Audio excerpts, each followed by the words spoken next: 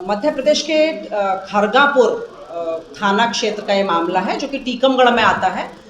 यहाँ पर एक अवैध रूप से कोचिंग सेंटर चलाया जा रहा है, जिसमें कि जो कि रेजिडेंशियल कोचिंग सेंटर है, और अभी इसलिए चलाया जा रहा है क्योंकि मामा के प्रदेश में गांव-गांव में स्कूल शिक्षा है ही नहीं, स्कूल ही नहीं है, इसलिए इन बच्चियों को मजबूरी में इस तरह के अवैध जो सेंटर चल रहे होते हैं कोचिंग सेंटर, उसमें पढ़ने के लिए जाना पड़ता है।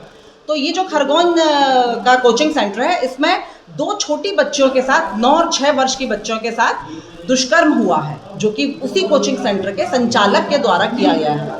वहाँ पर इस तरह के जो भी कोचिंग सेंटर या पढ़ाई के संस्थान चल रहे हैं, चूँकि स्कूल नहीं, चूँकि सरकारी स्कूल नहीं है, इसलिए जो जितने भी संस्थान चल रहे हैं ये वहाँ के विधायक के संरक्षण में चल रहे हैं। जितने बाहुबली हैं वहाँ के, वो इस तरह के कोचिंग सेंटरों में और इस तरह के बिजनेस में एंगेज्ड हैं।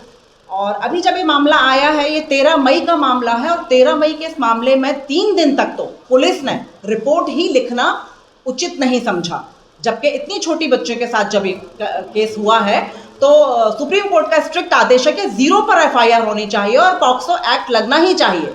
तो ये बिल्कुल भी नहीं लगाया गया है, और इस मामले को बिल्कुल माइल्ड करने के लिए, क्योंकि पॉक्सो एक्ट लगते ही वो मामला उस एक्ट पॉक्सो के अंडर में जाता है, तो इन्होंने ये वाला एक्ट उसके ऊपर नहीं लगाई है। ये वाली धारा, मामूली सी धाराएं लगाकर संचालक को गिरफ्तार तो कर लिया है, और इस संचालक ने जब ये कृत हुआ है उसके बाद उन्होंने किसी झोला छाप डॉक्टर से वहाँ एक इलीगल तरीके से, किसी को भी बताया नहीं गया, ना परिजनों को ना किसी को, इलीगल तरीके से उस कोचिंग सेंटर में ही उन बच्चों का इलाज भी करवा दिया गया। और जब ये वाली बात परिजनों ने पुलिस को बोली, तो पुलिस ने अपनी रिपोर्ट में कहीं पर भी उस चीज को उन्होंने मेंशन नहीं करा है। तो कौन था वो डॉक्टर, कौन था वो झोला छाप डॉक्टर, कैसे वो संचालक के टच में आया, कैसे उसने बिना परमिशन के, बिना पुलिस के, बिना जिला अस्पताल के कैसे इलाज कर दिया गया, ये सब पुलिस इसके जवाब देने को तैयार नहीं है। और ये जो मामला है, ये इस तरह का मामला ये पहला नहीं है। मध्य प्रदेश आज की तारीख में पूरे देश का नंबर 1 क्राइम सेंटर बना हुआ है अगेंस्ट विमेन। ये मैं नहीं कह रही हूँ, ये नेशनल क्राइम ब्यूरो की रिपोर्ट कहती है। नेशनल क्राइम ब्यूरो के अकॉर्डिंगली मध्य प्रदेश माइनर्स के केसेस में, माइनर गर्ल्स के केसेस में पूरे देश में नंबर 1 है। तो क्या है ये नारा, बेटी पढ़ाओ बेटी बचाओ, क्या है इसका ये मतलब जो तथाकथित मामा जी ने दिया है?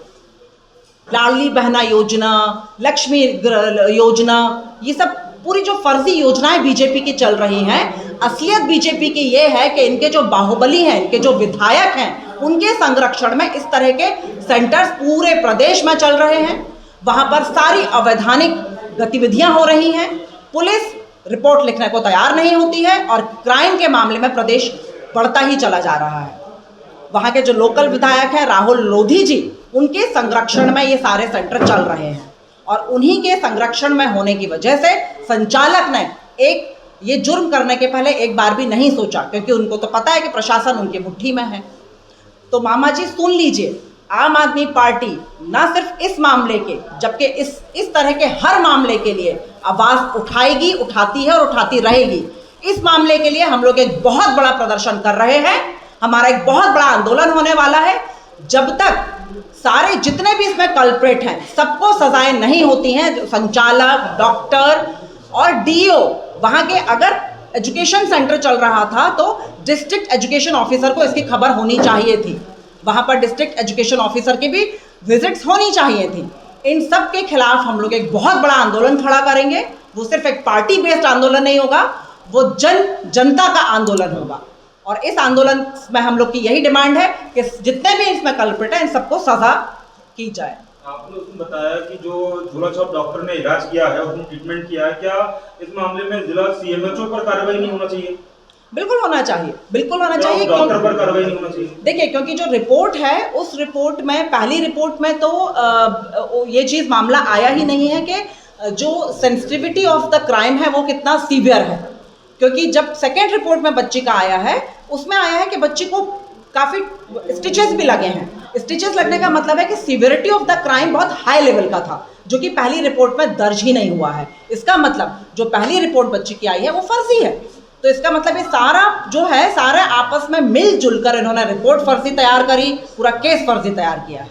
बेटियों के सम्मान में आम आदमी मैदान में, बेटियों के सम्मान में आम आदमी मैदान में, बेटियों के सम्मान में आम आदमी मैदान में।